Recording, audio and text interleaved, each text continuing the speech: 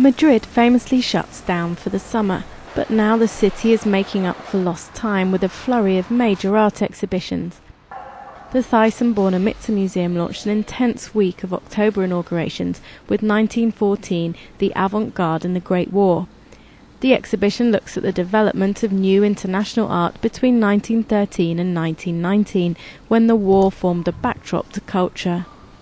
It contains expressionist works like the apocalyptic landscape of Ludwig Meidner from the Die Pathetica collective, as well as cubist and early abstract styles from collections around the world. Not to be outdone, MAPFRE opened its new foundation on Thursday with no less than 3 major art exhibitions. The ground floor hosts Degas, the creation process. It features sculptures, oil paintings, watercolours and sketches by the French Impressionists, some of which have not left France for over 30 years. The second floor is dedicated to Spanish artists.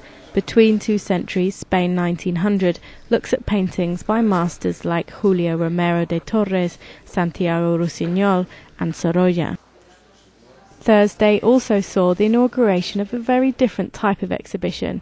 Total Enlightenment, Conceptual Art in Moscow 1960 to 1990 is on at the Juan March Foundation.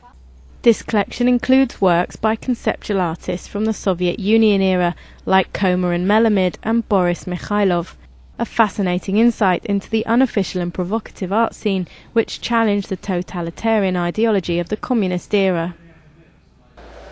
But the star show of this week's inaugurations has to be the latest exhibition to open at the seminal Prado Museum. Gallery directors decided that the 17th century Dutch painter Rembrandt was the least represented European master in their vast collection. To remedy this state of affairs, they've brought in 35 paintings and 5 prints from leading galleries in Europe and the United States to represent his narrative style. Art lovers will have to set aside every weekend from here until Christmas to take in Madrid's art explosion, as most will be gone by the new year.